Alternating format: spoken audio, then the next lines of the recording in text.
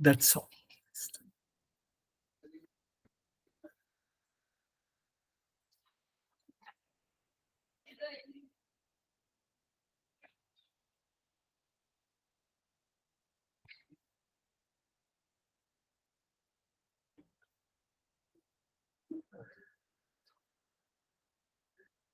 అందరు సోదర సోదరీమణులందరికీ నమస్కారం. మనం ఈనాడు మన spiritual anatomy English to Telugu 42వ సెషన్లో ఉన్నాం. దాజీ గారు ఆరో యూనివర్సిటీలో మాట్లాడుతూ book reading is a hard work అన్నారు.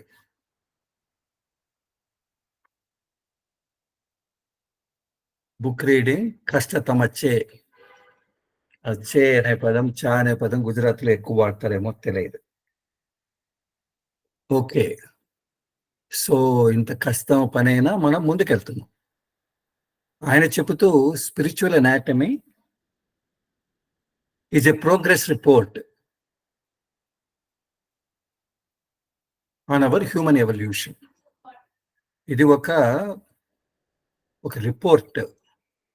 దేనికి మనం ఆధ్యాత్మికంగా ముందుకెళ్తున్నామా లేదా అనే దానికి ఇది ఒక సూచిక అని చెప్పారు. Okay, very good. అయితే ఈనాడు మనం book reading spiritual anatomy start చేసేదానికి ముందరగా భగవద్గీతలోని శ్రద్ధాత్రేయ ఉభాగ యోగం 17వ అధ్యాయంలో 16వ శ్లోకం మానసిక తపస్సు అంటే ఏంటి అనేది ఎంతో అందంగా భగవాన్ శ్రీకృష్ణుడు చెప్పింది మనం వింటాం. మనః ప్రసాద సౌమ్యత్వం మౌనం ఆత్మ వినిగ్రహ. మౌనం ఆత్మ వినిగ్రహం భావ సంశుద్ధి రిత్యేతత్ తపో మానస ఉచ్యతే. ఎంత గొప్పగా చెప్తారు వాళ్ళు. మనం ఎటువంటి మానసిక తపస్సును పాటించాలి అని అంటే మనః ప్రసాదం అంటే మనస్సు ఎప్పుడు ప్రసన్నతగా ఉండాలి, అంటే సెరెనిటీ ఆఫ్ థాట్. సౌమ్యత్వం అంటే జెంటిల్నెస్, ప్రశాంతత మన లోపల ఉండాలి. మౌనం అంటే మనందరికీ తెలుసు, నిశ్శబ్దం. ఓకే, తర్వాత ఆత్మ వినిగ్రహం అని అంటే సంయమం, అంటే సెల్ఫ్ రెగ్యులేషన్, అంటే మన మనస్సు మన ప్రకారం వినాలి. భావ సంశుద్ధి అంటే purity of thought, purity of purpose అని అంటే భావ సంశుద్ధి అంటే భావం ఎక్కడి నుంచి? హృదయ సంశుద్ధి. ఇది అందువలన ఏతత్ ఇవన్నీ కూడా మానసం మనస్సు యొక్క తపస్సు ఉచ్యతే అని చెప్పబడును. అంటే మన మనస్సు ప్రసన్నతగా ఉండాలి, సౌమ్యత్వం, మౌనం, సంయమనం, హృదయశుద్ధి ఇవన్నీ కూడా మానసిక తపస్సు. అంటే serenity of thought, gentleness, silence, self regulation and purity of intention, purity of purpose. All these are declared as austerity of the mind అని దీంట్లో చెప్తారు. అంటే ఇవన్నీ మనకున్నాయా అని మనం ఒక తూరి ఆలోచించాలి. నిజంగా మనస్సు ఎటువంటి సంస్కారాలంతా ఉన్నాయా? ఇటువంటి సంస్కారం అంతా ఉంటే మనస్సును మనం దేవత అంటాం, లేకపోతే అది భూతం లాంటిదే కదా. కాబట్టి ఒకటి మనః ప్రసాదం ఉండాలి, అంటే ముఖం మీద ఎప్పుడు చిరునవ్వు ఉండాలి. అని అంటే ఆయన చెబుతూ, ఆముదము తాగిన ముఖాల మాదిరి మనం ఉండకూడదు అని రామతీర్థ అంటారు. మన ముఖం ఎప్పుడు కూడా ఏదో పోగొట్టుకున్న మాదిరి మనకు ఉండకూడదు. తర్వాత ఏదో చూద్దాంలే, ఏదో చెప్తున్నారు, ఇప్పుడు కాకపోతే రేపు వింటాంలేనే కాలిన వంకాయ మాదిరి ఉండకూడదు.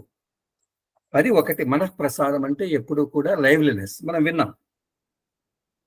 తర్వాత రెండోది చెబుతూ సౌమ్యత్వం, అంటే మన మనస్సు ఎప్పుడు కూడా ప్రశాంతతగా ఉండాలి.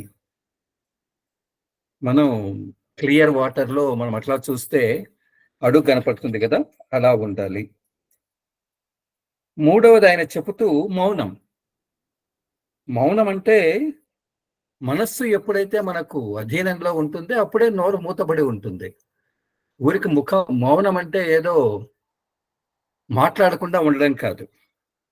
అందుకే శంకరాచార్య అంటారు ఏమని, మాట్లాడకుండే మౌనం బాలలకు సంబంధించింది, అది కాదు. మన లోపల ఎప్పుడైతే ఇంప్రెషన్స్ అంతా తగ్గుతాయో, మనస్సు ఎప్పుడైతే స్వాధీనం అవుతుందో అప్పుడు నోరు ఎప్పుడు మాట్లాడినా అప్పుడు మాట్లాడుతుంది. ఇంకొకటి ఆత్మ వినిగ్రహం అంటాడు. అంటే సెల్ఫ్ రెగ్యులేషన్.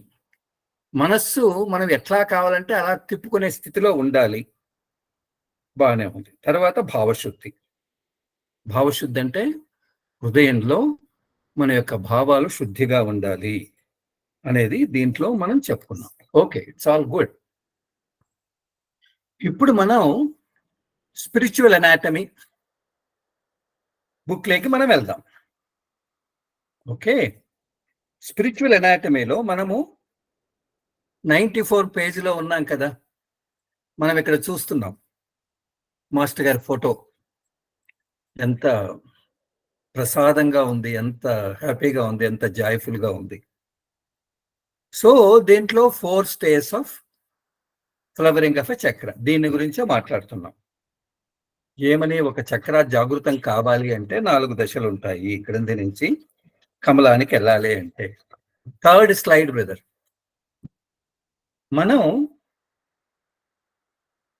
మనం చక్ర, కామన్ ట్రైట్స్ ఇవన్నీ చూసాం మనం. అంటే ఇది నేను ఎందుకు పెట్టాను అని అంటే, మన ఫ్లో ఎలా వెళ్తూ ఉంది. ఇంతవరకు మనము స్థితుల గురించి కండిషన్ గురించి మాట్లాడుకున్నాము. తర్వాత 4 స్టేజెస్ ఆఫ్ చక్రాల గురించి మాట్లాడుతున్నాం. అయితే చక్ర అంటే ఇవన్నీ ఉన్నాయి కదా, ఇవన్నీ డిస్కస్ చేసినాం కదా. స్థితులు ఉన్నాయి, దాంట్లో ఎలిమెంట్స్ ఏమున్నాయి, కండిషన్స్ ఏమున్నాయి, గుణాలు ఏమున్నాయి, తర్వాత ఇన్వర్టెండో పరస్పర సంబంధం, రంగులు, మూమెంటు, స్పందనలు, ఇవన్నీ మనం చర్చించాం. అవునా కదా. 9 పాయింట్స్ ఒక చక్రాకు ఉండాలి. వాల్డో బ్రహ్మానందానికి ఏముంటుంది, ఇవన్నీ ఉండాలి. ఇది మనం 10 చక్రాలో చూడాలని అనుకున్నాం. అయితే ఇంతవరకు మనము చర్చించింది ముఖ్యంగా మాస్టర్ గారు కండిషన్ గురించి ఆయన చెప్తూ వచ్చారు. అంటే ఇప్పుడు మనం 4 దశలు చక్ర జాగృతం కావాలంటే ఇవన్నీ జాగృతం కావాల్సిందే. అయితే దీంట్లో ముఖ్యంగా ఆయన మాట్లాడుతూ కండిషన్ అనేది చాలా ముఖ్యమైనది అని చెబుతూ, నీవు ఎప్పుడైతే బాగా ధ్యానం చేస్తే ఈ స్థితిని పొందుతావు అని మనం ఇదంతా చర్చించుకున్నాం. తర్వాత మన లోపల స్ఫూర్తి రావాలంటే కండిషన్ ఉండాలి, ఇవన్నీ మనం చర్చించుకున్నాం. ఈ కండిషన్స్ ఏది క్రియేట్ చేస్తుంది అంటే మన యొక్క యాటిట్యూడ్ అని కూడా మనం చర్చించుకున్నాం. ఓకే, ఇప్పుడు 12th స్లైడ్, ఇదే మనం చర్చించుకుంటున్నాం. చక్ర ఫ్లవర్ కావాలి అని అంటే దాంట్లో 4 దశలు ఉంటాయని చర్చించుకున్నాం. 1 సారూప్యత, సామీప్యత, సారూప్యత, సాయుజ్యత. ఇదే మాట్లాడుకుంటున్నాం కదా, దీని గురించి మనం చర్చించుకుంటున్నాం కదా. సో 15వ స్లైడ్, ఇక్కడ మాస్టర్ గారు మాట్లాడుతూ సాలోక్యత అని అంటే మనము కో ఎగ్జిస్టెన్స్ అనుకున్నాము. అని అంటే ఎప్పుడైతే మన స్థితి ఇట్లా ఉంది, చక్ర స్థితి ఇట్లా ఉంది, ఎనీ చక్ర యు టేక్, ఎప్పుడైతే మనము ఆ స్థాయికి ఎప్పుడైతే ఎదుగుతామో, అంటే చక్ర అనేది ఆ లోకానికి మనం వచ్చినట్లు, ఆ ఊరికి వచ్చాం, ఆ దేశానికి వచ్చామని మనం చర్చించుకున్నాం. అంటే ఒక కొత్త దేశానికి వచ్చాం, అక్కడ భాష, వాళ్ళ సంస్కృతి, వాళ్ళ వంటలు వేరుగా ఉంటాయి. కాబట్టి ఇక్కడ కొంచెం మనము అడ్జస్ట్ అండ్ అడాప్ట్ కావాలి, సర్దుకొని పోవాలి. కాబట్టి ఇక్కడ మన స్థితి ఎట్లా ఉంటుంది అని మాస్టర్ అంటారంటే, ఇది మన లోపలంతా కూడా వ్యాపితమైనటువంటి దివ్య శక్తి యొక్క ఉనికిని మనము చూడొచ్చు. మన చైతన్యం కూడా ఈ స్థాయికి వచ్చింది అనేది మనం చర్చించుకున్నాం. అయితే ఇక్కడ కొంచెం ఇంకా మనం అడ్జస్ట్ లేదు కాబట్టి కొంచెం కష్టంగా ఉండొచ్చు, కొంచెం తక్కువ తలనొప్పి ఉండొచ్చు అని కూడా చర్చించుకున్నాం. ఇంకా చెబుతూ ఇక్కడ ఆంతరంగిక వైవిధ్యం ఉంటుంది, కొంచెం అసౌకర్యంగా ఉంటుంది. ఎందుకు అనంటే మనం కొత్త ఊరికి ఎప్పుడైతే వెళ్ళామో, కొత్త దేశానికి వెళ్ళామో, ఈ చక్ర యొక్క సపోజ్ 1 అనుకోండి, లేకపోతే 2 అనుకోండి, ఆ కొత్త చైతన్య స్థితికి ఎప్పుడు వెళ్ళామో దాంతో అడ్జస్ట్ కావడం అనేది కొంచెం కష్టంగా ఉంటుంది. కాబట్టి చాలా మంది ధ్యానం స్టాప్ చేస్తారు. కాబట్టి ఇవన్నీ తప్పించుకోవాలంటే ఏం చేయాలి అంటే, ఇమ్మీడియట్ గా అటువంటి స్థితి వస్తే పోయి సిట్టింగ్స్ తీసుకోమని మాస్టర్ గారు చెప్పారు. ఆయన జిమ్ ఉదాహరణ ఇచ్చారు. నువ్వు 10 కేజీలు, సపోజ్ 20 కేజీలు నువ్వు ఎత్తాలనుకో, కొంచెం అసౌకర్యంగా ఉంటుంది. అంతెందుకు, మొట్టమొదటి జిమ్ పోయినప్పటికీ మనం అసౌకర్యంగా ఉంటుంది. కొద్ది రోజులు పోతే మనం అడ్జస్ట్ అవుతాము అని మనం చర్చించుకున్నాం. Okay, 18 brother. తరువాత సామీప్యత, ఇది కూడా ఎంతో బ్యూటిఫుల్ గా చర్చించుకున్నాం. ఇప్పుడు ఫస్ట్ దాంట్లో సాలోక్యతకు అక్కడికి వచ్చాం, ఆ ఊరికి వచ్చాం, ఆ దేశానికి వచ్చాం. ఎప్పుడైతే సామీప్యతకు వచ్చిన తర్వాత మనకు అది ఉంది కదా, మనం ముందుగా ఏదో అది వేరు ఇది వేరు, కొంచెం తలనొప్పులు ఇవన్నీ కూడా ఇక్కడ పూర్తిగా వెళ్ళిపోతాయి. ఆంతరిక వైరుధ్యం ఉండదు, అసౌకర్యం ఉండదు. ఎందుకు అంటే మనం ఇప్పుడు ఈ స్థితికి వచ్చినప్పుడు మనం సెట్టింగ్స్ తీసుకుంటాం, సత్సంగ్స్ లో పాల్గొంటాం. సామీప్యత అంటే ఆ స్థితికి మనం దగ్గరగా వచ్చాం, అది కూడా మనం చూసాం. ఇక్కడ మనం ఎలా ఉంటాము అని అంటే, అదే స్థితిలో ఎప్పుడైతే మనం ఉంటే ఎలా ఉంటుంది. కాబట్టి మామూలుగా ఉన్నప్పటికీ మనం మళ్ళా ధ్యానంలోకి వెళ్తూ ఉంటాము అని మాస్టర్ అన్నారు. ఎప్పుడు కూడా ఎప్పుడప్పుడు కళ్ళు మూసుకుందామా, ఎప్పుడప్పుడు దాన్ని ఆస్వాదిస్తామా.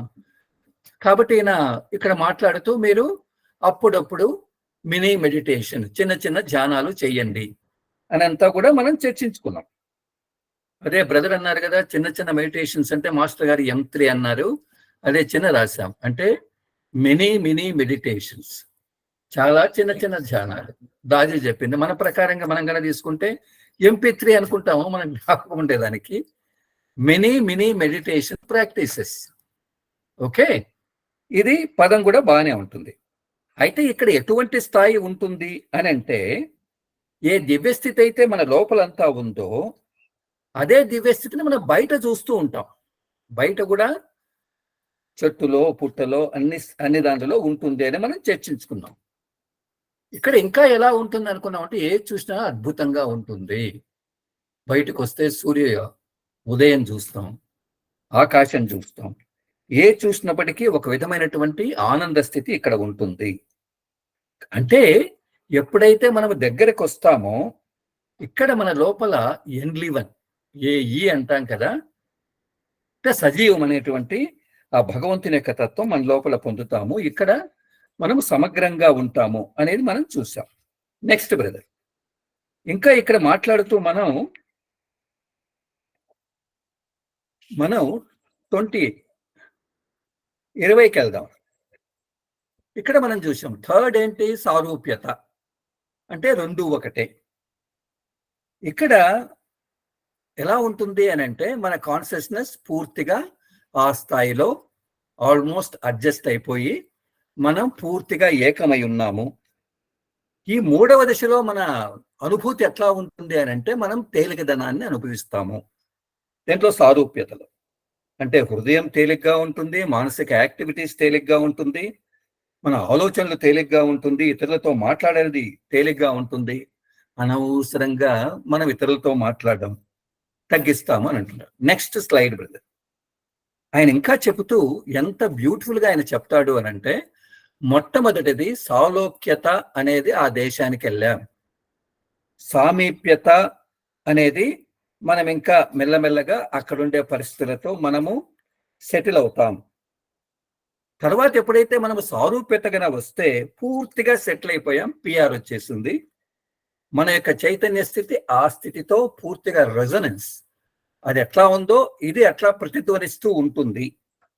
ఇది అటువంటి ప్రకంపన స్థాయిలో మనం ఉన్నాం అనేది మనం తెలుసుకున్నాం. అయితే సారూప్యతలో ఎలా ఉంటుంది అని అంటే, ఈ పదం నేను అండర్లైన్ చేసుకోమని చెప్పాను. నెగేషన్ శూన్యావస్థ ఇక్కడ హృదయంలో స్టార్ట్ అవుతుంది. శూన్యత అంటే ఏంటి అని అంటే, మనం ఏమనుకున్నాం, అరే నెక్స్ట్ స్టేజ్, ఇప్పుడు సారూప్యతలో ఉన్నాము, మనము సాయుధ్యతకి వెళ్ళాలి కదా, సాయుధ్యతకు వెళ్ళాలనడానికి ఒక గ్రౌండ్ వర్క్ అనేది ఇక్కడ తయారు చేసుకుందాము. అంటే ఇక్కడ మనము నిశ్శబ్దంగా మనం నెక్స్ట్ స్టేజ్కి కావలసినటువంటి ప్రిపరేషన్ అంతా ఇక్కడ జరుగుతుంది. ఈ దశలో ఉన్నంతసేపు, ఈ దశలో మనం ఎలా ఎవాల్వ్ అవుతాము, ఎలా వికసితమవుతాము అని అంటే, మనం శూన్యతా తత్వంలోకి వెళ్తాం. ఇక్కడ దివ్యస్థితి ఉన్నట్టు అనిపించదు, స్మరణ ఉన్నట్టు అనిపించదు, ఎప్పుడు కూడా శూన్యతావస్థ అలా ఉంటాము అని మాస్టర్ గారు చెప్తారు. Next brother, next slide. So ఇప్పుడు ఇక్కడ ఉన్నాము అనుకుంటాను నేను. ఇది మనము సాయుధ్యత అంటే, సాలోక్యత చూసాం, సామీప్యత చూసాం, సారూప్యత చూసాం కదా. సారూప్యతలో పూర్తిగా మనము నెగేషన్, శూన్యావస్థను చూసాం. తర్వాత సామీప్యతలో మనము తేలికదనాన్ని చూసాం. ప్రతి ఒక్కటి భగవంతుని యొక్క తత్వాన్ని మనం ఫీల్ అయ్యే చూసాం, మినీ మెడిటేషన్స్. సో సామీప్యతలో అక్కడికి వెళ్ళాం అనేది ఇదంతా చూస్తున్నాం. ఇప్పుడు మనం ఫైనల్ స్టేజ్ వచ్చాం. ఫైనల్ స్టేజ్ అంటే ఏంటి? చక్రాలో మనం పొందవలసిన మెర్జర్ అంటే లయ, సాయుధ్యత వచ్చాం. దీని గురించి మనం చర్చించుకుంటూ, సాయుధ్యత అంటే ఏంటి అని అంటే ఏకం కావడం. ఇది నిజంగా చెప్పాలంటే చక్రాలో మనం పొందవలసిన 4వది, చాలా ఫైనల్ అనుకున్నాం. ఇక్కడ ఎట్లా ఉంటుంది అని అంటే, ఇక్కడ ఆయన చెబుతూ, ఇక్కడ పూర్తిగా ఏ స్థితి అయితే ఆ చక్రాలో ఉందో దాంతో ఏకత్వమై ఉంటుంది. అక్కడ సాలోక్యత, సామీప్యత, సారూప్యత అవన్నీ ఉండవు. ఇది పూర్తిగా ఫినాలే మెర్జర్లో ఉంటాము. మనం ఇంకా చర్చించుకున్నాం ఇది ఎట్లా ఉంటుంది అంటే, మనం పోయి ఆ సముద్రంలో, అంటే సింధువు బిందువులో కలిసిందా, బిందువు సింధువులో కలిసిందా, బిందువు సింధువులో కలిసిందా, సింధువు బిందువులో కలిసిందా అని కూడా మనం మాట్లాడుకున్నాం. అని అంటే ఇక్కడ ఏకత్వంతో ఉన్నాము. ఆయన ఎంత న్యూ నార్మల్ అనే పదం వాడారు కదా, అంటే ఇప్పుడు ఇది నార్మల్ అయిపోయింది. ఈ సాలోక్యత, సామీప్యత, సారూప్యత దాటిన తర్వాత ఆ చక్రాలో ఉండే పొజిషన్ ఇప్పుడు ఏమైంది? నార్మల్సీ. ఎటువంటి నార్మల్సీ? New normal. ఇది రాకముందు అది నార్మల్గా ఉన్నింది, ఇప్పుడు మనం న్యూ నార్మల్లో ఉన్నాము అని చెబుతూ, ఒక స్థితిలో మనం పూర్తిగా గట్టిగా పట్టు ఉండాలి అంటే తప్పకుండా మెర్జెన్స్ అనేది ఉండాలి, సాయుధ్యత. ఇది లేకపోతే కండిషన్ను మనం లూజ్ అవుతాం అంటాడు. అంటే సాలోక్యత వేస్ట్ అవుతుంది, సామీప్యత వేస్ట్ అవుతుంది, సారూప్యత వేస్ట్ అవుతుంది. కాబట్టి లయావస్థను ఖచ్చితంగా మనము పొందాలి. నీవు లయావస్థను ఎప్పుడైతే పొందుతావో ఇంకా ఈ చక్రాన్ని గురించి ఆలోచించాల్సిన అవసరం లా. అది ఏమంటాడంటే, దీన్ని ఎవరు టేక్ అవే, తీసుకెళ్లరు.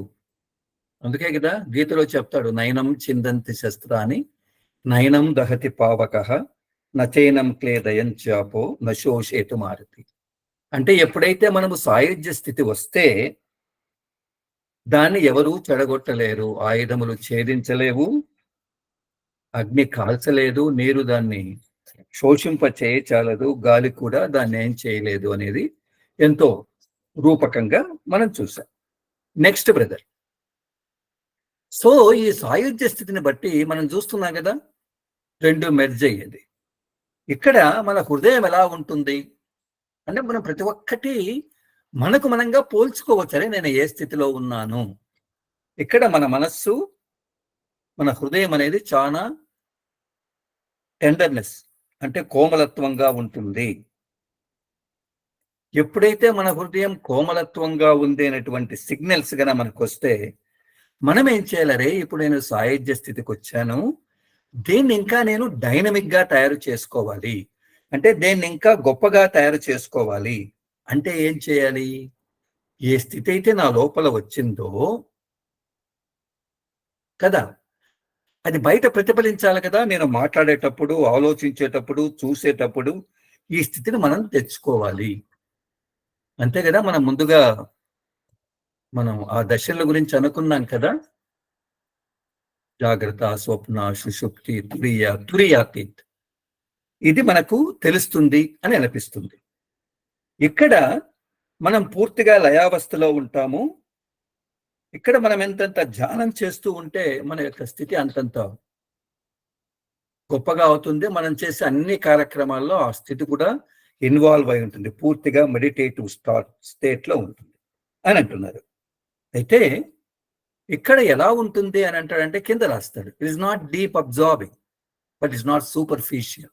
ఎంత గొప్పగా రాస్తాడు, అండర్లైన్ చేయాల్సి. ఇక్కడ ఆయన ఏం చెప్తాడంటే పూర్తిగా మునిగి ఉన్నామా అనిపించదు, అరే పూర్తిగా పైన ఉన్నామా అలా అనిపించదు. ఇక్కడ ఒక విధమైనటువంటి లోతైన స్థితిని మనం అనుభవిస్తాము. ఇటువంటి వచ్చినప్పుడు చాలా మంది మనలాంటి వాళ్లకు కన్ఫ్యూజన్ వస్తుంది. ఏంటిది, నిజంగా నేను ధ్యానం చేస్తున్నానా? కళ్ళు మూసుకుంటే బాగానే ఉంది, చాలా గొప్పగా ఉంది, అని లయ దాంట్లో మునిగిపోయినట్టుగా లేదే. కాబట్టి దీని గురించి మీరేమీ కన్ఫ్యూజ్ చేయొద్దు. ఎందుకు అనంటే మీరు కనుక ఆలోచిస్తే ఉండే స్థితిని మనం అడ్డగించినట్లు. ఎందుకు అనంటే కొద్ది రోజులు ఇలా ఉంటుంది, కొద్ది రోజులు దాటిన తర్వాత మనం ఇప్పుడు సాలోక్యత, సామీప్యత, సారూప్యత, సాయుధ్యత అయిపోయింది కాబట్టి చక్రాను. సో ఈ ఫస్ట్ చక్రా నుంచి ఇంకొక చక్రాకి వెళ్తుంది అనేది మనం గమనిస్తున్నాం. Next brother. So 24th slide. ఇది ఎగ్జామినేషన్ క్వశ్చన్, ఇది పరీక్ష క్వశ్చన్. ఇక్కడ ఏం రాశాడు? As per the chapter stays on the path of realization, Sahajamarg philosophy, at each point, what are the 4 stages felt? నేను అందుకని మొదటి నుంచి చెప్తున్నాను, బాబూజీ మహారాజ్ 4 వాక్యాలు చెప్పారు, ఈయన ఒక చాప్టరే తయారు చేశాడు. అంటే మనం ఎవరైనా సహజ మార్గ ఫిలాసఫీ బుగ్గన చదివి ఉంటే దాంట్లో సాక్షాత్కార స్థితికి సంబంధించిన దశలు అనేటువంటి ఒక చాప్టర్ ఉంది. దాంట్లో బాబూజీ ఏం రాస్తారు? ప్రతి చక్రాలో 4 దశలు ఉంటాయి, అవి ఏంటివి అని అడిగాడు. నెంబర్ 1, ఇది మనం విన్నాం, a peculiar state all over, awakening within the mind, the conscious of the divine force pervading all over, సాలోక్యత. ఇదే కదా మనం చూసింది. అక్కడ సాలోక్యత అనే పదం వాడాడో లేదో బాబూజీ, ఇక్కడ ఆయన ఏం వాడాడు?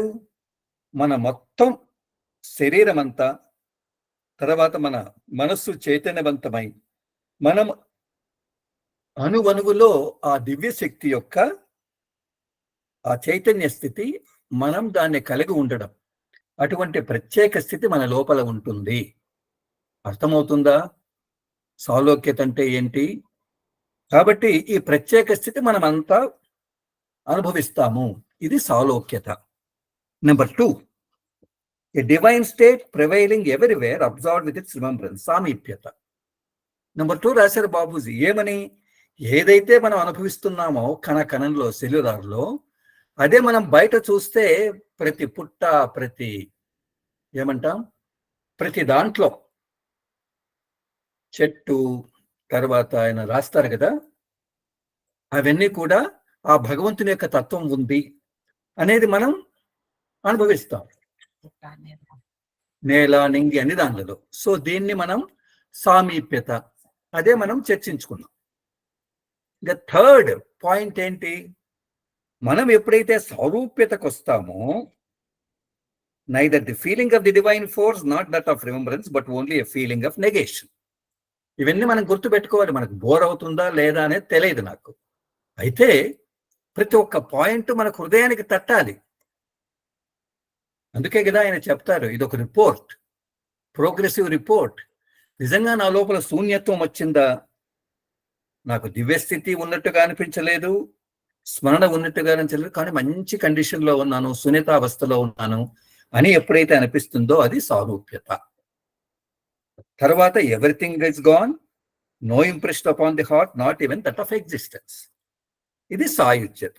ఎంత బాగా రాస్తాడు బాపూజీ. ఇక్కడ ఏది ఉన్నట్టు అనిపించదు, మిగతా 3 దశలు ఉండవు. హృదయం మీద మనం ఏం మాట్లాడినా ఏమి చేసినా మన లోపల ఎటువంటి ముద్ర పడదు, అసలు నేను ఉన్నానా కూడా అనిపించదు. ఇది సాయుజ్యత. కాబట్టి ఈ 4 పాయింట్స్ అనేది ఎగ్జామ్ ఎవరైనా రాస్తున్నా, అంటే మనం కూడా ఎగ్జామ్ అనుకో, మనం ముందుకు పోయేదానికి చాలా ఇంపార్టెంట్ అంటున్నాడు బాబూజీ రాస్తూ. These 4 conditions are experienced in every region and at every point.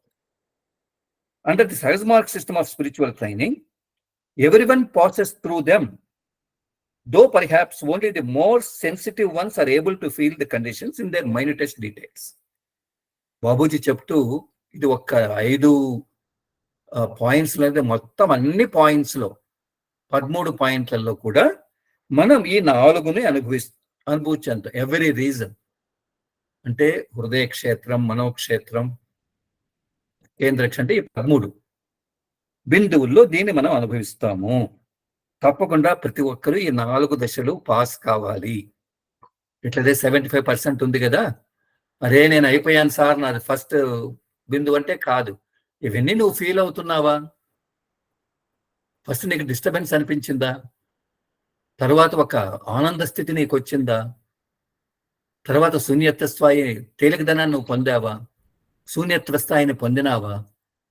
నేను ఎప్పుడు అదే తత్వంలో ఉండే ఈ సాయుధ్యత కండిషన్, అరే నేను ఉన్నట్టే లేదు అనేది ఇవన్నీ పొందావా? అప్పుడు 1వ చక్ర పాస్ అయినట్టు. అట్లా ఇదే స్థితి 2వ చక్ర అని అంటున్నాడు. These conditions go on getting more and more rarefied as we proceed through the various sub centres from the lowest to the highest. ఈ స్థితులు ఎలా ఉంటుందంటే నెక్స్ట్ రాస్తాడు. నెక్స్ట్ది మాత్రం ఎంత గొప్పగా ఉంటుందని మనం అందరం వినాలి. ఇవన్నీ ఈ స్థితులంతా పూర్తిగా రేరిఫై అవుతాయి అంటే ఎంతో పవిత్రంగా, ఎంతో సూక్ష్మీకరణ అవుతాయి మన ముందుకు పోయే కొద్దీ అని అంటారు. Okay, next brother, very important point. ఇప్పుడు ఇక్కడ మనకి ఎన్నో సందేహాలు ఉంటాయి. ది ఫ్లవరింగ్ ఆఫ్ ఎ చక్ర is like the river flowing in to the ocean. మామూలుగా మనం ఏమనుకుంటాం, అరే నాకు సాలోక్య అయిపోయింది, సామీప్య అయిపోయింది, సారూప్య అయిపోయింది, సాయుజ్య అయిపోయింది ఎండింగ్ అని అనుకుంటాం. అలా కాదు. ఇది అందరూ వినాలి. ఏమని చెప్తాడు అని అంటే, మన లోపల చక్రం జాగృతమైంది, 4 దశలు మనం పారయ్యాం అని అంటే ఇది ఎలా ఉంటుంది? నది సముద్రంలో ప్రవహించడం. ఏదో చూద్దాం. నది సముద్రంలో నిరంతరంగా ప్రవహించి కలిసిపోవడం. ఇక్కడ బొమ్మ చూసామా? నది ఉంది, సముద్రంలో కలుస్తూ ఉంది. అంటే ఒక తూరి కలుస్తుంది, అది నీళ్లు వెళ్తూనే ఉంటాయి సముద్రానికి. అది ప్రవాహం జరుగుతూనే ఉంటుంది కదా. అట్లనే మన చక్రాలు జాగృతం కావడం అంటాడు. ఇది నిజంగా చెప్పాలి అని అంటే నాకు ఎంతో, it's an emotional point and also ఒక అండర్స్టాండింగ్, ఒక అవేకనింగ్, ఒక ఇదనమాట. చూద్దాం ఏం రాశాడు. ది ఫ్లవరింగ్ ఆఫ్ ఎ చక్ర is not a one time occurrence. ఇది అందరూ గుర్తుపెట్టుకోవాలి. అయిపోయింది సార్, 1వ చక్రాలో నాకు సాలోక్యత, సామీప్యత, సారూప్యత, సాయుజ్యత అయిపోయింది, ఈ పొద్దు నాకు కండిషన్ వచ్చేసింది సార్. కాదు, ఇది ఈరోజు ఒకరోజే వచ్చేది కాదు అని అంటాడు. ఆయన ఏం చెప్తాడు అని అంటే, ఇది ప్రతిరోజు వచ్చేది, ప్రతిరోజు ఇది ఇంకా పెరుగుతూ పోతుంది అనేది ఏం రాస్తాడో చూద్దాం. పెద్ద ఆయన అడుగుదాం. Just as a river continuously flows into the ocean,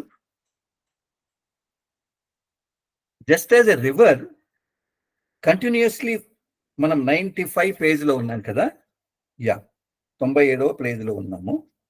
so just as a river continuously flows into the ocean without ever declaring its merger complete, underline చేసుకోవాలి. Securing a merger with a chakra does not mark the culmination of one's journey at that level. ఎంత గొప్పగా ఇస్తాడు ఆయన. ఏం చెప్తాడు అని అంటే, ఇప్పుడు నది సముద్రంలోకి ప్రవహిస్తుంది. అది ఎప్పుడైనా నాది అయిపోయింది సార్, నది ఎప్పుడైనా ఇంక నేను ప్రవహించాల్సిన అవసరం, నేనంతా దాంట్లోకి వెళ్ళిపోయాను అని ఎప్పుడైనా చెప్తుందా? Without ever declaring its merger complete. నిరంతరంగా ప్రవహిస్తూ ఉంటుందా? Please flow with the flow. Master గారు ఎలా అంటారో ఆ విధంగా వెళ్ళండి. అదే విధంగా ఒక చక్రాలో మనము 4 దశలు కంప్లీట్ చేసి సాయుధ్య దశకు వచ్చాము అని అంటే, ఇది అయిపోయింది, నేను దీన్ని పొందేశాను, ఎవరైనా ఇట్లా అట్లా కొట్టుకుంటే అది కాదు బాబు. It is not the culmination of one journey at that level. ఆ చక్రాలు అంటే ఆ 1వ చక్రం కానీ 2వ బిందువులో కానీ అక్కడికి అయిపోయినట్టు కాదు. It is not the culmination. Culmination అంటే it is not the end. ఎట్లయితే నది కంటిన్యూస్ గా సముద్రంలోకి వెళ్తుందో అట్లే నీ యొక్క మెర్జర్ అనేది ఉంది కదా, సాయుధ్యత అనేది, అది కంటిన్యూస్ గా ఎప్పుడు జరుగుతూనే ఉంటుంది అంటాడు. ఎప్పుడు నిరంతరంగా జరుగుతూనే ఉంటుంది అంటాడు. చూద్దాం. ది మెర్జర్ విత్ ఎ చక్ర allows the qualities of the chakra to express in one's consciousness. అంటే మనం సాయుధ్య స్థితి పొందాము అని అంటే అర్థం ఏంటి? ఒక్కొక్క చక్రాలో ఉండే గుణాలు మనం చర్చించుకున్నాం, కండిషన్ చర్చించుకున్నాం కదా, ఒక్కొక్క చక్రాలు ఎలా ఉంది, అవన్నీ కూడా మన లోపల పెరుగుతూ పెరుగుతూ పెరుగుతూ ఉంటాయి అంటాడు. స్పెక్ట్రమ్ అని మనం ఒక మాట అనుకున్నామా? స్పెక్ట్రమ్ విన్యాసం అనుకున్నామా? దాని గురించి చెప్తాడు. There is no limit to how generous, there is no limit to how loving, there is no limit how we are compassionate one can become. దాతృత్వం ఉంది, లేకపోతే ప్రేమ ఉంది, కరుణ ఉంది. దానికి ఇంతే నాది, ఒక్కొక్కటి దీనికి లిమిటేషన్ ఉందా లక్ష్మణ్ రేఖ మాదిరి? కాదు. అవి కూడా విస్తారమవుతూ ఉంటాయి. నీ దశ పెరిగే కొద్దీ, నీ యొక్క స్థితి పెరిగే కొద్దీ, నీవు ఎప్పుడైతే ఈ ఫ్లవరింగ్ అయ్యే కొద్దీ అది కూడా పెరుగుతూ వస్తాయి. ఏంటి? What is it Daaji is talking about? Reverend Daaji అని అంటే, నీ దాతృత్వం ఇంకా పెరుగుతుంది, ప్రేమ విశ్వవ్యాప్తం అవుతుంది, కరుణ ఇంకా గొప్పగా పెరుగుతుంది అంటాడు. కాబట్టి వాట్ ఈజ్ మై స్టేజ్? మనందరి స్టేట్ ఏంటి? టువర్డ్స్ ఇన్ఫినిటీ, అనంతం. ప్రతి ఒక్క గుణం అనంతం కావాలనే అర్థంలో ఎంత బాగా మాట్లాడతారు. Once we cross a conscious threshold, we move to the next chakra while the work to attain mastery at the previous chakra continues. ఇది మనం చాలా జ్ఞాపకం పెట్టుకోవాలి. ఆయన ఏమంటారు? ఒక చక్రాలో 4 దశలు అయిపోయాయి, ఒక చక్రాలో ఆ స్థితి జరుగుతూనే ఉంటుందని చెబుతూ, ఇక్కడి నుంచి 2వ చక్రాకి వెళ్ళామనుకో, లేకపోతే 3వ చక్రాకి వెళ్ళామనుకో, పరిస్థితి ఎలా ఉంటుంది? నెక్స్ట్ చక్రాలో ఆ పని మళ్ళా స్టార్ట్ అవుతుంది. సాలోక్యత, సామీప్యత, సారూప్యత, సాయుధ్యత. అయితే అంత మాత్రం చేత 1వది ఏమవుతుంది? 2వలో ఉన్నప్పుడు అది కూడా నిరంతరంగా జరుగుతూనే ఉంటుంది అంటాడు. That's the point. అది కూడా అక్కడ వర్క్ జరుగుతూ ఉంటుంది, ఇక్కడ కూడా వర్క్ జరుగుతూనే ఉంటుంది అనేది చాలా మనల్ని దిగ్భ్రమణ చేస్తుంది అనమాట. Once we cross conscious threshold, అదే థ్రెషోల్డ్ అని గడప అన్నాం కదా, ఒక ఫస్ట్ పాయింట్ లో ఉన్నప్పుడు దాన్ని మనము దాటిన తర్వాత we move to the next chakra, ఇంకొక చక్రాకి వెళ్ళినప్పుడు, while the work to attain master the previous chakra continues. అంటే ముందు చక్రాలో సాయుధ్య స్థితిని మనం పొందాం, 4 అయిపోయాయి, కానీ ఇంకా దాంట్లో మాస్టర్ కావాలి అంటే సరిపోదు మనకు, ఇంకా మాస్టరీ అక్కడ జరుగుతూ ఉంటుంది, ఇక్కడ జరుగుతుంది. దానికి ఎంత బ్యూటిఫుల్ ఎగ్జాంపుల్ ఇస్తాడో మనం విందాం. అది వింటే మనకు పూర్తిగా అర్థమవుతుంది. Think of it this way. You open one store and it starts doing good business. Now you have accrued enough capital to start the second one. From the operation of the 2 stores, you get capital to start the third store, and so on. But this does not mean you can forget about the first store or the second one. You still need to operate the store that opened earlier and make sure that they continue to grow. If the store don't perform, then you cannot open newer stores. క్యా bath. ఇది మనం అందరము flow with the flow. ఇక్కడ మనం బొమ్మ చూస్తున్నాం కింద. First ఒక స్టోర్ ఓపెన్ చేసాం, మనకు ఒక అంగడి ఓపెన్ చేసాం, ఒక మాల్ ఓపెన్ చేసాం.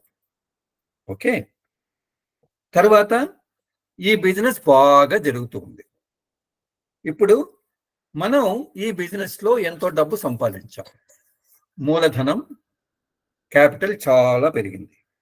అప్పుడు ఏం చేస్తాము? ఇంకొక స్టోర్ స్టార్ట్ చేస్తాం కదా, ఇంకొక అంగడి స్టార్ట్ చేస్తాం. ఫస్ట్ స్టోరు సెకండ్ స్టోరు బాగా జరుగుతుంది అనుకో, అప్పుడు ఏం చేస్తాము? మూడవ అంగడి స్టార్ట్ చేస్తాం కదా, చైన్ ఆఫ్ స్టోర్ స్టార్ట్ చేస్తాం కదా. ఏముంది అక్కడ? ఎందుకు? డబ్బు ఉంది. అలా కాకుండా రెండవ స్టోర్ స్టార్ట్ చేశాను సార్, లేకపోతే మూడవ స్టోర్ స్టార్ట్ చేశాను సార్, ఒకటవ స్టోర్ నేను పట్టించుకోవాల్సిన అవసరం లేదు, మూడవ స్టోర్కి వచ్చాను, నేను రెండవ స్టోర్ పట్టించుకోవాల్సిన అవసరం లేదు అని అంటే దాంట్లో ఎంత అనర్థం ఉంది. 2, 3కి వెళ్ళిన తర్వాత 1ని పట్టించుకోవాలి, 3కి పోయిన తర్వాత 2వ దాన్ని పట్టించుకోవాలి, 4కి పోయిన తర్వాత 3వ దాన్ని పట్టించుకోవాలి. అన్ని పట్టించుకోవాల్సిందే కదా. అట్లనే కదా పెరుగుదల, అట్లనే కదా నీ బిజినెస్ డెవలప్మెంట్, అట్లనే కదా నీ క్యాపిటల్ డెవలప్మెంట్ కదా. సపోజ్ అంగడే సరిగా పని చేయలేదు, ఒకటి స్టార్ట్ చేసావు, అది పని చేయలేదు అనుకో, సరిగా ఆనందం ఉండదు, డబ్బు ఉండదు, క్యాపిటల్ ఉండదు. మనము రెండవ స్టోర్కు మనం వెళ్ళాం కదా. Next slide brother. అర్థమవుతుందా? అర్థమవుతుందా అని అంటే అర్థం ఏమి? నీవు ఎప్పుడైతే ఒక చక్రా నుంచి ఇంకొక చక్రాకి వెళ్ళావు అని అంటే ఆయన చెబుతూ, similarly you move from one చక్ర to another as soon as you gather enough momentum. For example, the spiritual energy and conditions you experience in the first and second chakras propel you to the third, and while you are in the third chakra, work continues to secure merger with those of the lower chakras. Arthamautunda? In this way, your vertical journey towards higher consciousness continues even as you deepen the conditions. In each lower chakra, this process rising and merging enables you to grasp and master the different conditions encountered at each of the journey. కాబట్టి ఇప్పుడు మీరు store example జ్ఞాపకం ఉంది కదా. ఒక అంగడి పెట్టాం, develop అయింది. రెండవ అంగడి పెట్టాం, డెవలప్ అయింది. మూడవ అంగడి పెట్టాం, నాలుగో అంగడి పెట్టాం. నాలుగో అంగడి పెట్టాము అని అంటే అంత మాత్రం చేత మిగతా దాన్ని నెగ్లెక్ట్ చేయం కదా. ఒకటిని చూసుకుంటాం, రెండింటిని చూసుకుంటాం, మూడింటిని చూసుకుంటాం కదా. అటులనే ఎప్పుడైతే ఒక చక్రాలో మనం పూర్తిగా 4 దశలు పొంది రెండవ చక్రాకు వచ్చాము అని అంటే అర్థమైంది అంటే మన యొక్క జర్నీ ఉంది కదా, మన స్పిరిచువల్ అనాటమీ ప్రాజెక్ట్, స్పిరిచువల్ ప్రయాణం, ఆధ్యాత్మిక ప్రయాణంలో తగినంత మొమెంటం, ఊపు వచ్చింది, కదలిక వచ్చింది. మొమెంటం అంటే ఊపు వచ్చింది అని అంటే అర్థం ఏంటి? మొదటి చక్రాలో మనము దాంట్లో ఉండే ఆధ్యాత్మిక శక్తి, ఆధ్యాత్మిక దశలను మనం అనుభూతి చెందాము. ఓకే, తరువాత దీన్ని ఉపయోగించుకొని మనం రెండవ చక్రాలో ఉండేటువంటి ఆధ్యాత్మిక శక్తి తర్వాత స్థితులను మనం అనుభూతి చెందాము. ఈ రెండు ఎప్పుడైతే బాగా మనం 4 దశలు దీన్ని పొందాము అని అంటే తరువాత ఈ రెండు కలిసి 3వ దశకు ఊపిస్తుంది అని అంటాడు. ఆ 3 కూడా డెవలప్ అయితే 4వ దశ ఊపిస్తుంది అని అంటాడు. ఇట్లా 5వ దశకు అట్లా అన్ని 5వ పాయింట్, 3వ పాయింట్, 4వ పాయింట్, 5, 6, 7, 13 వరకు ఇది ఊపిస్తూనే ఉంటుంది. అంటే ఏంటి? పని జరుగుతూ ఉంటుంది. 5వ చక్రాలు ఉంటే 5వ చక్ర పని జరుగుతూ ఉంటుంది. తర్వాత కింది చక్రాలు 1, 2, 3, 4లో కూడా కంటిన్యూస్ గా ఈ సాయుజ్య స్థితి, అంటే ఈ 4 దశలు డెవలప్ అవుతూ ఇంకా ముందుకు వస్తాయి. సాయుధ్యత ఇంకా గొప్పగా డెవలప్ అవుతుంది అనేటువంటి అర్థం నిజంగా మనలందరినీ గబురుపరుస్తుంది. అనంటే ఏంటి ఆయన చెబుతూ, ఆయన ఏమంటారంటే వర్టికల్ జర్నీ అంట. ఇక్కడ బొమ్మ వేసాం కదా, వర్టికల్ అంటే మనం ఇట్లా పైకి వెళ్తున్నాం అని, అంటే 2, 3, 4, 5, 6 అట్లా పైకి వెళ్తున్నాం. అంటే ఉన్నత చైతన్య స్థితి ప్రతి దశలో ప్రతి చక్రాలో జరుగుతూ ఉంది. దానితో పాటు even as you deepen the conditions of each lower chakras, క్రింది దశల్లో కూడా ఏదైతే మనము లయావస్థ అయిపోయింది అనుకున్నామో ఆ లయ అనేది ఇంకా డీపెన్ అవుతుంది, ఇంకా ప్రగాఢం అవుతుంది అనేటువంటి అర్థం ఇంతవరకు మనం ఎక్కడ వినలేదు అనేది నాకు అనిపిస్తుంది అని చెబుతూ, రైజింగ్ అండ్ మెర్జింగ్ ఎంత గొప్పగా రాస్తారు. 2 పదాలు. పెరుగుతున్నాము, లయం అవుతున్నాం. అంటే మనం ఫస్ట్ ఏం చెప్పాం? సారూక్యతలో మన చైతన్య స్థితి రైజ్ అయింది, పైకి వచ్చింది కదా. తర్వాత సామీప్యత, సారూప్యత, సాయుధ్యతకు వచ్చే కొద్ది లయం అయిపోయింది కదా. అని అంటే ఏంటి? ఇవి ప్రతి చక్రాలో ఎప్పుడైతే జరుగుతూ ఎట్లయితే నది సముద్రంలో ఎప్పుడు నిరంతరంగా ప్రవహిస్తూ ఉంటుందో అప్పుడు మనకేం జరుగుతుంది అని అంటే, వివిధ దశలు మన లోపల ఎటువంటి అద్భుత దశలు మనకు వస్తాయో దాన్ని మనం గ్రాస్ప్ చేస్తాము, గమనిస్తాము. ఎట్లయితే బ్లైండ్ ఫోల్డ్ లో వాళ్ళు మన పిల్లలు చేస్తారు కదా బ్రైటర్ మైండ్స్ లో, అట్లా మనము గ్రాస్ప్ చేస్తాం మన లోపల. తర్వాత మాస్టర్ చేస్తాము డిఫరెంట్ కండిషన్స్, ఎన్నో స్థితులను మనం మాస్టర్ చేస్తాము. అట్లా ఒకవేళ ఏదైనా కానీ మనకు మధ్యలో ఏదైనా మనకు తారసపడుతూ ఉంటే ఎన్నో దశలను, ఇవంతా కూడా మనం ప్రతి దశలో అనుభూతి చెందుతూ దాన్ని ఆస్వాదిస్తూ మనం ముందుకెళ్తాము అని అంటాడు. ఇక్కడ ఆయన ఒక ప్రశ్న వేస్తారు. The key question to ask this stage is what cloaks the field around a chakra that prevents it from blossoming. ఎంత క్వశ్చన్, ఎంత గొప్ప.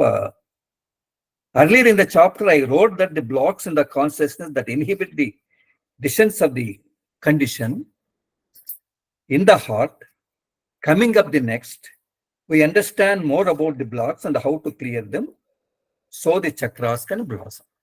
అంటే ఇంతవరకు మనం ఏం చర్చించుకున్నాం? 4 దశలు ఉన్నాయి. 4 దశలను ప్రతి చక్రాలో పొందాలి. ఒక చక్రాలో పొందితే 2వ చక్ర డెవలప్ అవుతాం, 3, 4, 5 అట్లా అన్నీ డెవలప్ అవుతాం. ఇవన్నీ డెవలప్ అవుతూ ఉంటుంది. ఇక్కడంతా వర్క్ జరుగుతూ ఉంటుంది, కింద కూడా వర్క్ జరుగుతూ ఉంటుంది, మిగతా కింది లోవర్ చక్రాస్ లో కూడా.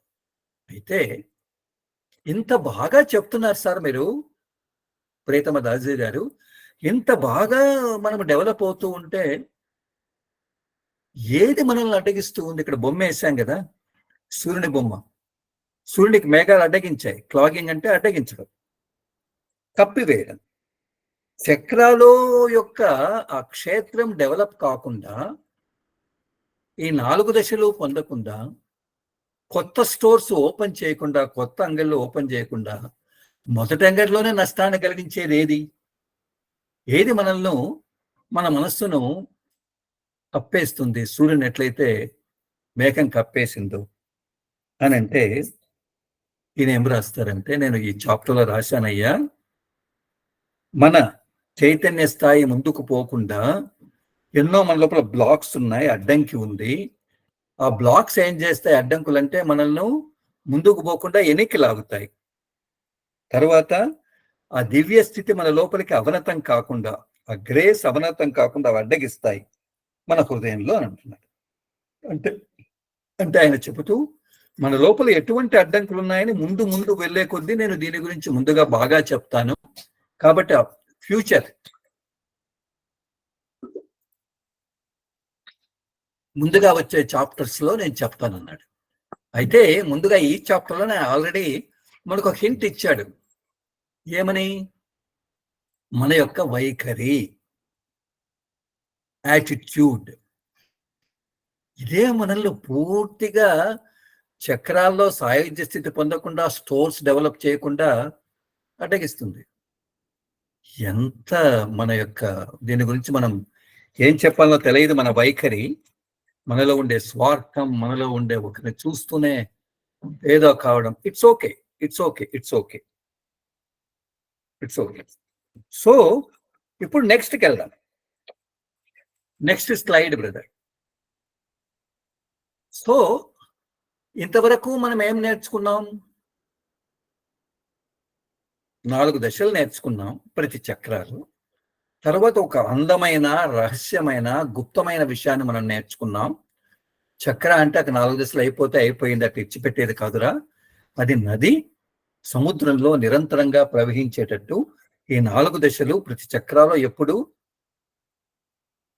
ఎప్పుడు డెవలప్ అవుతూ అవి ముందుకెళ్తూనే ఉంటాయి. పై చక్ర స్టార్ట్ అయి వర్క్ జరుగుతుంది, కింది చక్రాల్లో కూడా జరుగుతూ ఉన్నాయనేది. అది ఎంతవరకు జరుగుతుంది? మేబీ సెంటర్ వరకే అనుకుంటా.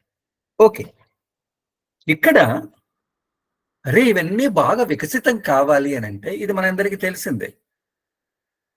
AEIOU. Okay, suggested practice AEIOU of the inner condition అని అంటే మన ఆంతరంగిక స్థితి యొక్క AEIOU ఏంటి? దీనికోసం మాస్టర్ గారు ప్రస్తావించిన సాధన ఏంటి? ఇదంతా మనకు తెలుసు. ఆయన మధ్య మధ్యలో ఏదైనా మిస్సింగ్ అయితే దాన్ని ఫిలప్ చేసేదానికి మిస్సింగ్ లింక్స్ చేయకుండా ఒకసారి చర్చించుకుంటాం. ఇక్కడ మనం బొమ్మ చూస్తున్నాం కదా. The beautiful conditions created in meditation are like seeds that can grow and expand into deeper meditative states. The practice of AEIOU helps you retain the condition and nurture it so it grows into a newer meditative state. ఎంత గొప్పగా చెప్తాడు ఆయన. చెబుతూ సరి ఇవన్నీ మన లోపల అనుభూతులు వస్తున్నాయి. అందమైన ధ్యానంలో మనకు అందమైన స్థితులంతా వస్తున్నాయి. ఇవి ఎలా ఉంటాయి అని అంటే ఇట్స్ లైక్ సీడ్స్ అంటాడు. అంటే విత్తనాలు మాదిరి ఉన్నాయి. ఉత్త విత్తనంతో సరిపోతుందా? విత్తనం చెట్టు కావాలి కదా, గొప్ప మహావృక్షం కావాలి కదా. అది విత్తనం అంటే ధ్యానంలో పొందిన స్థితి మన లోపల మెడిటేటివ్ స్టేట్, ధ్యాన స్థితిని ఎంత డీపెన్ అంటే ఎంత లోతుకు ప్రగాఢంగా తీసుకెళ్ళాలి అనేది చాలా ముఖ్యమైనది కదా.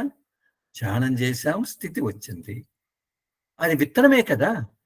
దాన్ని నీకు నీళ్లు పోయాలి కదా, దాని పెద్ద చెట్టు తయారు కావాలి కదా, మహావృక్షంగా తయారు కావాలి కదా. అది ఏంటి? AEIOU అని అంటాడు.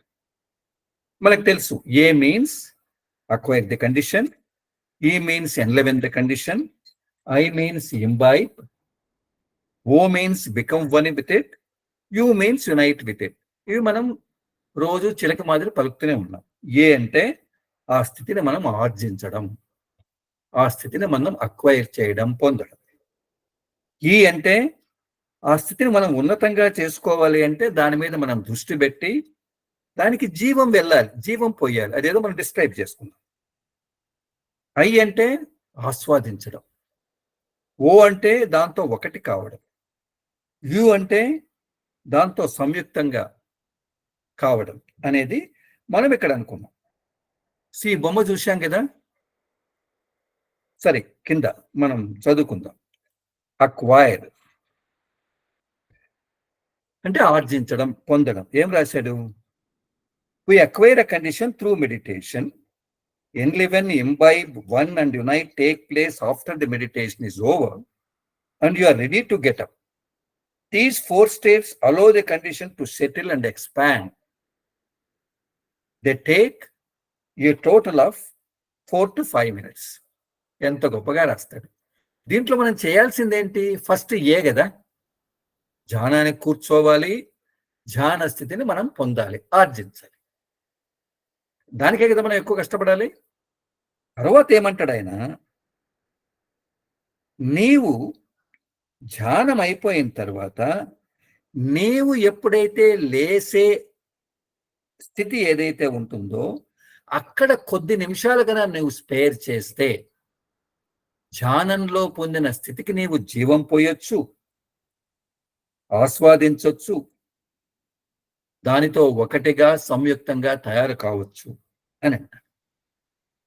ఎంత బాగా చెప్తాడు. ఇక్కడ మనం చూస్తున్నాం కదా బొమ్మ, ఇక్కడ బొమ్మను చూస్తున్నాం కదా. ఫస్ట్ ఆర్జిత్ కర్ణ, అక్వైర్. దాని నుంచి మనం రెండవది పైన ఎన్లివెన్, జాగృతం కావడం. మూడవది ఇంబైబ్ అనంటే దాంట్లో దాంతో ఒకటి కావడం.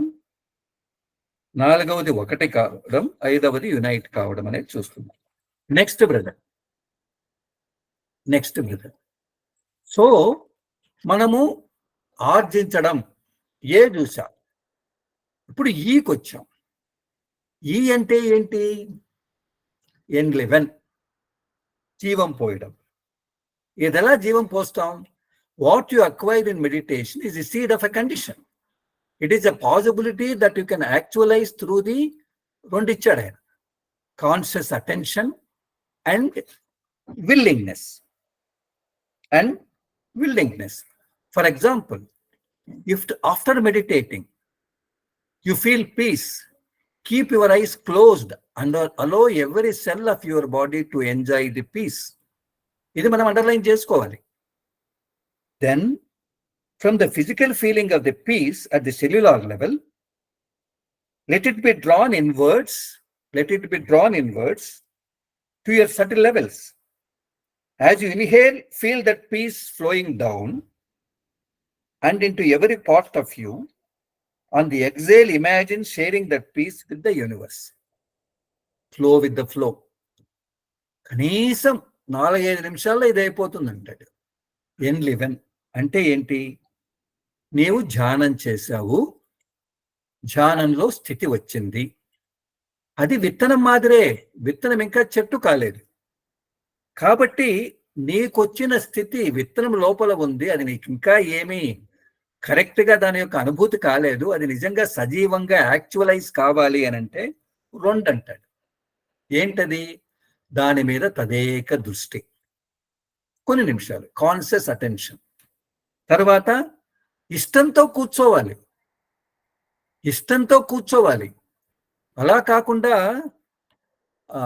డైనింగ్ హాల్లో టిఫిన్ అయిపోతుంది, క్యూలో నేను ఉండలేను అని అనుకుంటే కాని పని. అంటే ఇష్టంతో ఎప్పుడైతే ధ్యానంలో బీజ రూపంలో నీ లోపల ఉందో దాన్ని నీవు తదేకంగా చూస్తూ వస్తే కొద్ది నిమిషాలు ఇష్టంతో. ఈ స్పిరిచువల్ అనాటమీ అంతా ఇది ఒక పెద్ద ఇష్యూ అని చెప్పను. ఇష్టం ఉండాలంటాడు. ఇష్టం లేకపోతే అంతా కష్టమే. ఇష్టం లేకపోతే మొత్తం అంతా పోగొట్టుకున్నట్టే. మనసు పెట్టి కాన్షియస్ అటెన్షన్ అని చెప్తున్నాడు. ఇక్కడ మనం చూస్తున్నాం కదా, ఈ సీడ్ డార్మెన్సీ. సీడ్లో వృక్షం ఉంటుంది, సీడ్లోనే మొత్తం ఉంటుంది. నువ్వు మెడిటేషన్లో ఎప్పుడైతే దాన్ని పొందావో, మన పెద్దవాళ్ళు చెప్పేవారు ఉపనిషత్తుల్లో, బీజంలోనే చెట్టు ఉంది. ఎప్పుడు? దాన్ని నీళ్లు పోసి ఇట్లా మనం చేస్తున్నాం కదా పక్కన, అది మొక్కలుగా అయి మనం తదేకంగా ఎప్పుడు కూర్చొని ఉంటే అది పైకి వెళ్తుంది. కాబట్టి దాని మీద దృష్టి పెట్టాలి అని అంటున్నాడు. దానికి ఆయన ఎగ్జాంపుల్ ఇస్తాడు, ఎంత బాగా చెప్తాడు. ఇప్పుడు ధ్యానంలో కూర్చున్నాం, ప్రశాంతత నీ లోపల ఉంది. నువ్వేం చేయాలి? కొంచెంసేపు అట్లే ఉంటూ అట్లే కూర్చొని నాలో నేను ఏ దశనైతే నేను పొందుతున్నానో ఇది నా శరీరంలోని ప్రతి కణంలో, సెల్యులార్ ప్రతి కణంలో అది వ్యాపిస్తూ ఉంది. ఎంతసేపు పడుతుందయ్యా? ఈజీయా? మనం సెల్ చూపించాం ఇక్కడ. కణకణంలో వ్యాపించి ఉంది. తర్వాత ఏం చేయాలంటాడు? ఎప్పుడైతే కణకణంలో నా శక్తి, నాలో ఆ ప్రశాంతత అనేది భౌతికంగా నా లోపల వ్యాపించి ఉందో, దాన్ని మళ్ళా మనం అంతర్ముఖమై సూక్ష్మ స్థాయిలకు తీసుకుని పోవాలంటాడు. అంటే ఏంటి? నువ్వు గాలి పీల్చినప్పుడల్లా, అంటే ఉచ్ఛ్వాసం, ఆ శాంతి నా లోపలికి వస్తూ ఉంది, నేను దాన్ని అనుభూతి చెందుతున్నాను ప్రతి అణువులో అనే సంకల్పం చేయాలంటాడు. గాలి వదిలినప్పుడల్లా నా లోపల ఉండే ప్రశాంతత మొత్తం విశ్వమంతా వ్యాపిస్తూ ఉంది, విశ్వమంతా నిండి నిబిడీకృతమవుతూ ఉంది. అంత చేస్తున్నామా? అంత చేస్తున్నామా? ఈ ఎన్లివెన్ మనం చేస్తున్నామా అనేది దీన్ని చూస్తే నిజంగా ధ్యానం చేస్తున్న టక్ గాయం, డైనింగ్ హాల్. ఓకే, కాబట్టి ఎన్లివెన్ అనేది చాలా ముఖ్యమైన. ఆయన ఏమంటాడు? ఇది విత్తనమురా, నువ్వు దీన్ని ప్రత్యేక దృష్టి పెట్టు, ఇష్టంతో పెట్టు, నీ లోపల శాంతి వస్తే ఇది నా ప్రతి కణకణంలో ఇది వెళ్ళిపోతూ ఉంది, ఇది ప్రతి శరీరంలోని ప్రతి అణువణువులో, కణంలో, అంటే any neuron, all cells, all blood drops లోకి ఇది వెళ్తూ ఉంది. దీన్ని ఇంకా ముందుకు తీసుకుని వెళ్ళాలి అంటే సూక్ష్మ స్థితిలో నేను గాలి పీల్చిన తప్పులల్లా ఈ శాంతి యొక్క తత్వం అనేది నా లోపలికి మరలా మొత్తం అంతా వ్యాపిస్తూ ఉంది. గాలి వదిలినప్పుడల్లా నాలో ఉండే శాంతి స్థితి మొత్తం విశ్వమంతా వ్యాపిస్తూ ఉంది అనేది మనం చర్చించాలంట. నెక్స్ట్ అయిపోయి చేయగలమా? ఓకే, ఇది ఇంబైబ్ అంటే ఏంటి? ఆస్వాదించడము అని అంటారు. ఈ తెలుసుకున్నాం. ఆస్వాదించడం అంటే ఏంటి? ఎంత బాగా రాస్తాడు. 2 బొమ్మలు ఇచ్చాం. Once the condition is enlivened, savor it like you would savor nice meal or appropriate a beautiful painting. By savoring what was created in meditation, you allow the condition to assimilate. పదాలు ఎంత గొప్పగా వాడతాడు. Imbibe and assimilate within you అంటే అర్థం ఏంటి? సరే, పొందినావు, meditation కూర్చున్నావు, తర్వాత దాని మీదనే తదేకంగా పెట్టి దాన్ని మొత్తం ప్రతి సెల్లో పెట్టుకున్నావు. తర్వాత ఏం చేయాలి అని అంటే, నీవు దాన్ని ఆస్వాదించాలి. ఆస్వాదించడం అంటే ఏంటి? ఇక్కడ చూడు, అమ్మాయి మంచి డిష్ పెడితే, మంచి భోజనం పెడితే ఎంత హ్యాపీగా ఆస్వాదిస్తుందో మనం కూడా ఆస్వాదిస్తాం కదా. మంచి లడ్డు, జిలేబీ, మాకంతా షుగర్ ఉంది, దట్స్ డిఫరెంట్ ఇష్యూ. మంచి భోజనం కన్నా పెడితే ఎలా ఆస్వాదిస్తాం? లేకపోతే మంచి పెయింటింగ్ ఇక్కడ చూస్తున్నాము, దాన్ని చూస్తే మనకి ఎలా అనిపిస్తుంది? దాన్ని అలాగే చూడబుద్ధి అవుతుంది కదా. యాత్రా గార్డెన్లోకి వెళ్తాం కదా, అది చూస్తుంటే ఎలా ఉంటుంది? అలా ఉంటుంది. ఎలా ఉంటుందంటే మావాడు ఎప్పుడు జోక్స్ చేస్తుంటాడు. అలా ఉంటుందంటే అది ఎంతవరకు తెలియదు. సో ఎప్పుడైతే మనం ఆ స్థితిని మన ఎన్లివెన్ చేసుకుని జీవం పోసామో, దాన్ని ఎప్పుడైతే ఆస్వాదించుకుంటే అప్పుడు అది జీర్ణం అవుతుంది. ఇది పెద్దలంతా చెప్తూ ఉంటారు, తినేది సక్రమంగా వేరే చోట చూడకుండా ఆనందంగా తిను. కనీసం మా ఫాదర్ వాళ్ళు చెప్పేవాళ్ళు అనుకుంటా, డిష్ అదే మన భోజనం ఎదురుగా పెట్టినప్పుడు ఒక 2 నిమిషాలు ఏదో కుక్క మాదిరి గబగబా వేసుకోకుండా అలా చూడురా. అలా ఆ భోజనం వైపు చూస్తే మనలో ఎన్నో ఏమంటాం రసాలు ఉంటాయట, జఠర రసం ఇట్లాంటివన్నీ, అవన్నీ ఊరుతాయట. అవన్నీ ఊరి నువ్వు తిన్నప్పుడు అవి మనకు జీర్ణం చేస్తాయట. మనకంత స్పీడ్ ఉందా? మనకంత టైం లేదు కదా.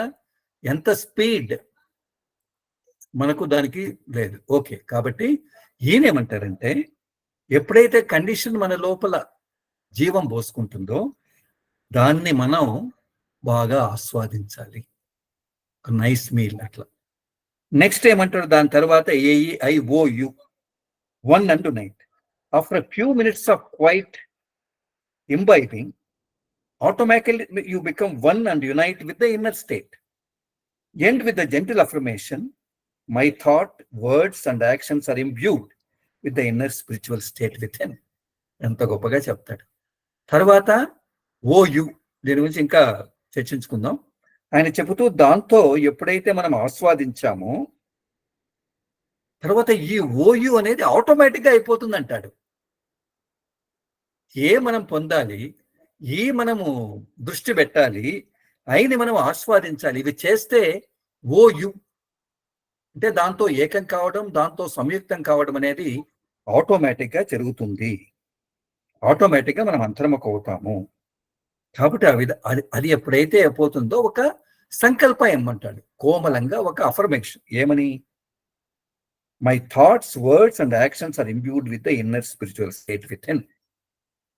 ఇంక అయిపోయి నేను లేస్తున్నాను అనేటప్పుడు నా యొక్క ఆలోచనలు, నా యొక్క పదాలు, నా చర్యలు నా లోపల ఆంతరిక ఆధ్యాత్మిక స్థితితో నింపబడ్డాయి అని అలా కూర్చొని అలా లేముంటాడు. అలా కూర్చొని అలా ఎంత బ్యూటిఫుల్ గా చెప్పాడు. నెక్స్ట్ ఒక 5 minutes సిద్ధం ఎక్కువ తీసుకుని దీన్ని కంప్లీట్ చేద్దామని ఉంది. చూద్దాం. ఇది ఎగ్జామినేషన్ క్వశ్చన్. ఇది పరీక్ష క్వశ్చన్లో వాళ్ళు ఎలా జవాబిచ్చారు అనేది మనం చూద్దాం. ఎగ్జామినేషన్ క్వశ్చన్ ఏంటి అని అంటే, ఎప్పుడు చేద్దామా? Are you aware of A E I O U? How do you practice A E I O U? Examination ప్రశ్న, రిసెప్టర్ ఎగ్జామ్.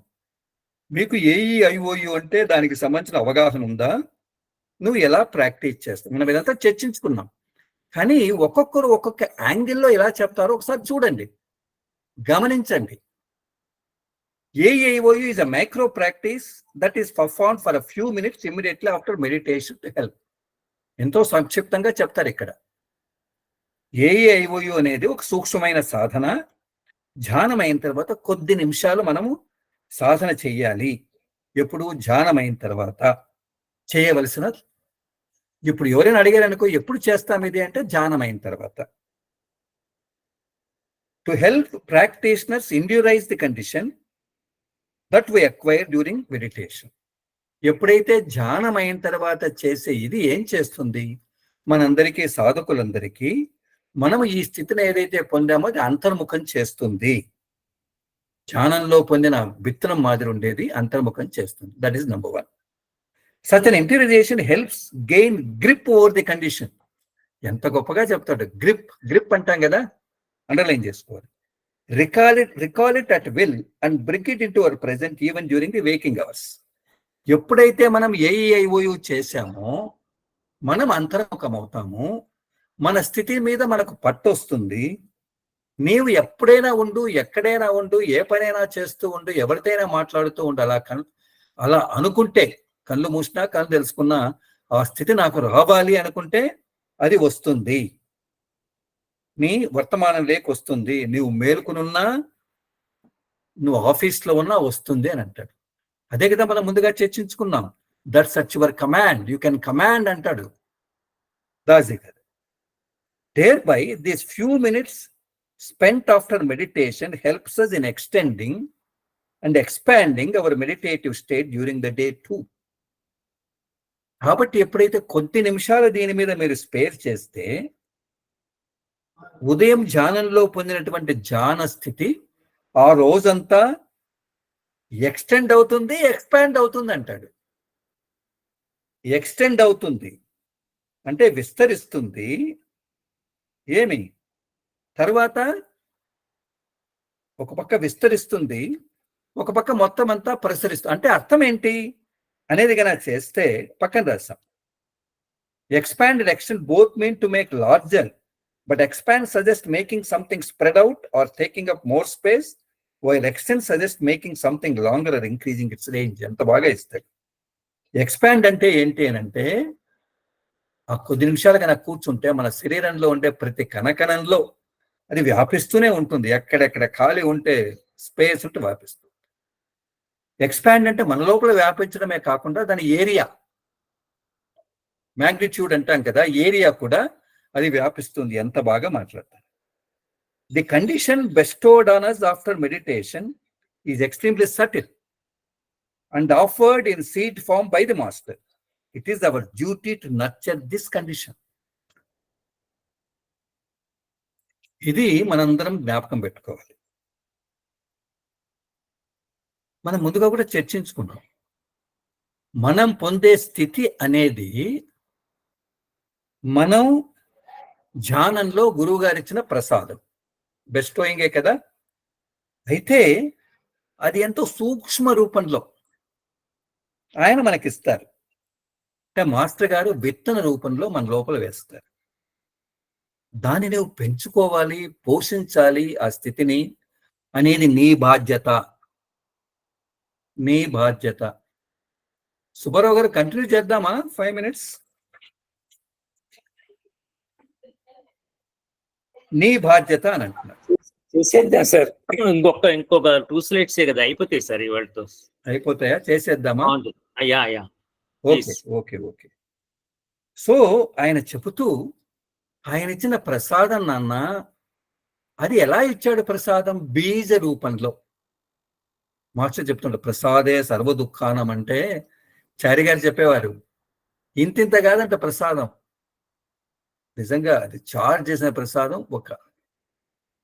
అది ఒకసారి తిన్నామంటే ప్రతి అణువులో అది జీర్ణం అయిపోవాలి. ఈసారి ప్రసాదం ఎంతింత తింటాం కాబట్టి అది అణువుల్లో జీర్ణం కాదు, మనం బయటకు వచ్చేస్తుంది. కాబట్టి ఆయన చెబుతూ, ధ్యానంలో మనం పొందే ఈ తత్వం ఏదైతే ఉందో అది విత్తన రూపంలో ఉంది. దాన్ని ఎవరు పోషించాలి, ఎవరు డెవలప్ చేయాలి? నీవు అంటున్నాడు. అందుకే ఆయన AEIOU is an acronym coined by Dazi to describe the stages of this micro practice. Soon after meditation, we continue for a few minutes with eyes closed and perform the following steps. కాబట్టి ఆయన AEIOU అనే దానికి సంక్షిప్తంగా ఆ పదాలు వాడాడు, ఆ అక్షరాలు వాడు. AEIOU అంటే ఇది మనం చేయవలసిన సూక్ష్మ సాధన. ఇది మన లోపల ఎన్నో దశలను డెవలప్ చేస్తుంది.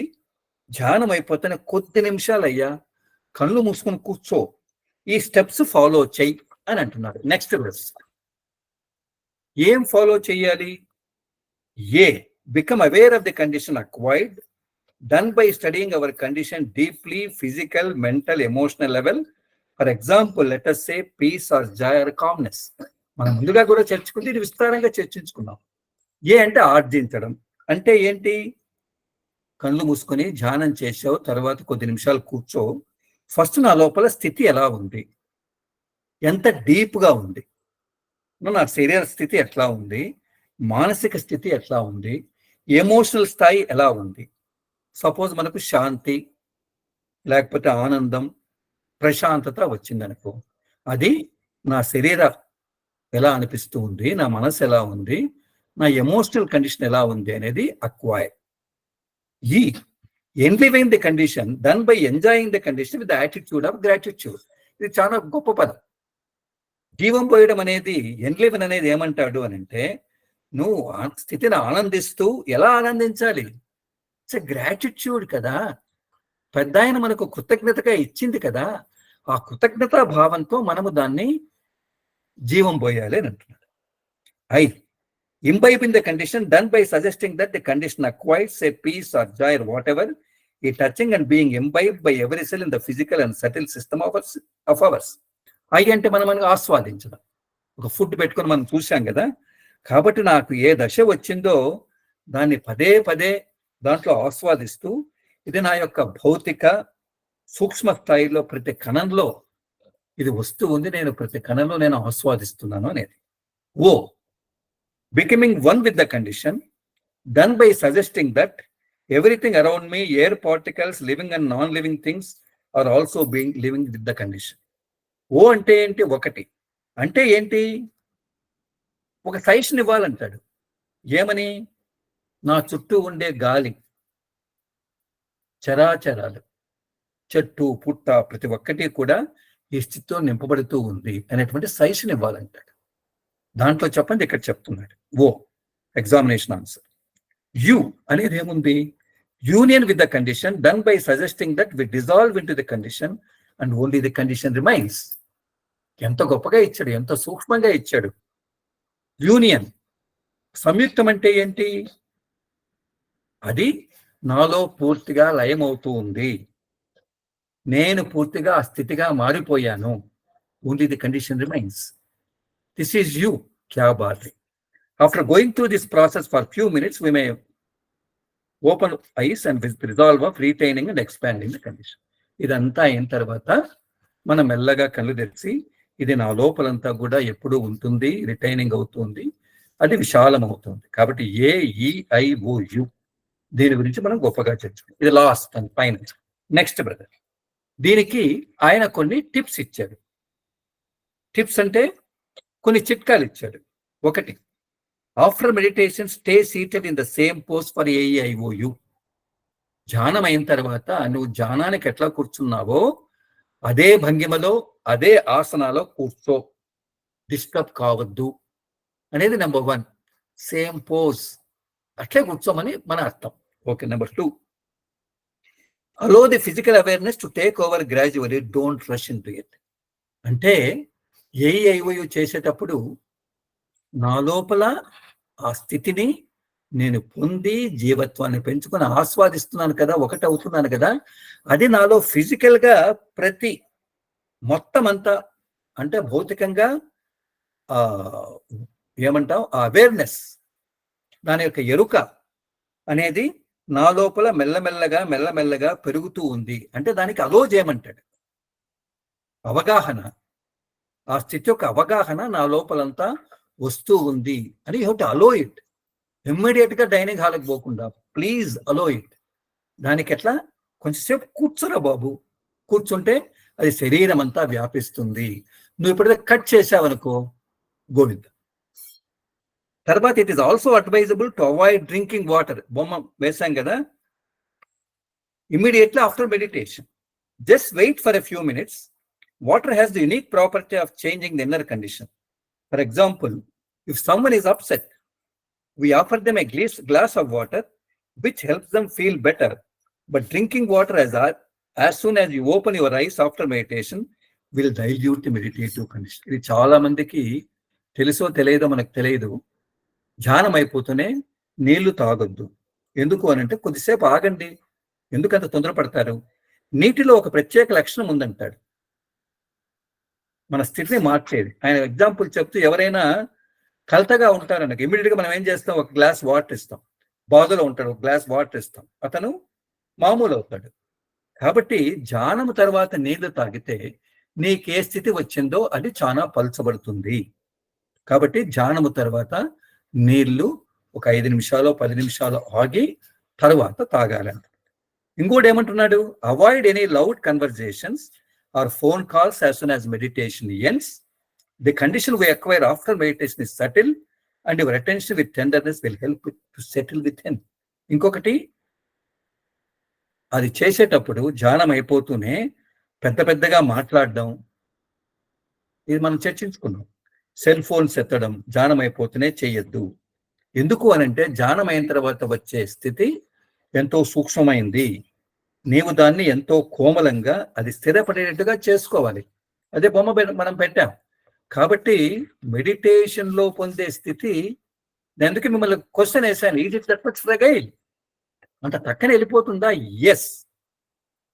కాబట్టి దాన్ని నువ్వు కొంచెం ఒక 10 నిమిషాలు 5 నిమిషాలు కనుక వస్తే అనుకుంటే అది ఎప్పుడు నీకు పర్మనెంట్ గా ఉంటుంది అని ఈ చాప్టర్ ఉంది కదా, చాలా గొప్ప చాప్టర్. ఇక్కడ మనం క్లోజ్ చేస్తున్నాం. 4 ఈ ఫ్లవరింగ్ ఆఫ్ 4 స్టేజెస్ ను, the 4 stages of flowering of a చక్ర. సో అందరికీ నమస్కారం. ఏదైనా మనకు కథకు టైం లేదు కదా, ఓకే, ఇక్కడ ఆఫ్ చేద్దాం. థ్యాంక్ యూ అందరికీ. ఈ చాప్టర్ క్లోజ్ చేయాలని క్లోజ్ చేస్తున్నాం. ఓకే, కొంచెం టైం ఎక్కువ తీసుకున్నాను. చిన్న స్టోరీ అయితే చెప్పేయండి సార్, ఇవాళ 9:15 కల్లా అయిపోద్ది.